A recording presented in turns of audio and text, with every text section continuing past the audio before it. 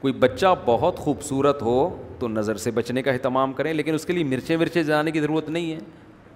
بس سورہ فلق سورہ ناس پڑھ کے دم کر دیا کریں, بہت زیادہ تعریفیں نہ کیا کریں. اور آج کل تو ہم نے دیکھا ہے کہ ناک بہہ رہی ہوگی بچے کی, اندھیرے میں نظر ہی نہیں آتا ہوگا اور عجیب سا ہوگا, اور مائیں نظریں اتار رہی ہوتی ہیں بیٹھ کے. ماں تو خیر ماں ہوتی ہے, اس کو تو اپنے بچے سے محبت ہوتی ہے. کوئی بہت بڑا پروجیکٹ بن رہا ہے, آپ کا ورلڈ ٹریڈ سینٹر بن رہا ہے, آپ کو خطرہ ہے کہ اتنی بڑی بلڈنگ کروڑوں کی, نظر ماشاء اللہ لکھ کے لگا دیا, نظر سے بچنے کا اہتمام کر لیا. یا آپ کا کوئی کروڑوں کا بزنس چل رہا ہے نا, وہ دے مار 4.5 کسٹمر آ رہے ہیں اور جناب سیل ہو رہی ہے, سیل پرچیزنگ چل رہی ہے, کروڑوں کا بزنس ہے, آپ تھوڑا نظر سے بچنے کا اہتمام کریں. حلیم کی دیگ پہ ایک ٹوٹی پھوٹی سی وہ ہوتی ہے ریڑی, اس پہ حلیم کی دیگ والے نے چپل لٹکایا ہوا ہوتا ہے, کالا چپل نا, نظر سے بچے. رکشے والے نے نظر سے بچنے کے لیے چپل لٹکائی ہوئی ہوتی ہے, کالی سی گندی سی.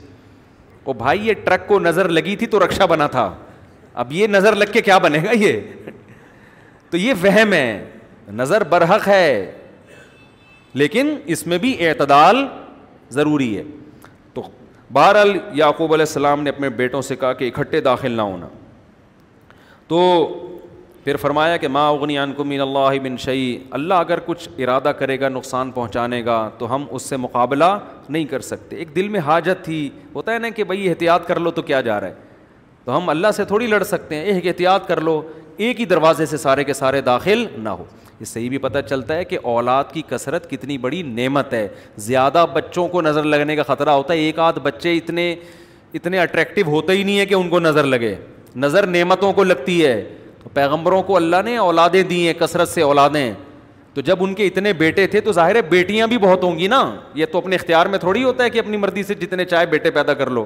تو ان کی نسل ہی بہت تھی, تو اس لیے ان کو خطرہ ہے کہ لوگ کہیں گے بھائی کیا خوش قسمت باپ ہے جس کی اتنی اولادیں ہیں.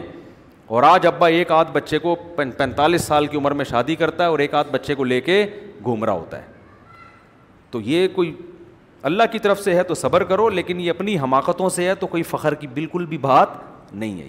گھر بھرا ہوا ہونا چاہیے بچوں سے.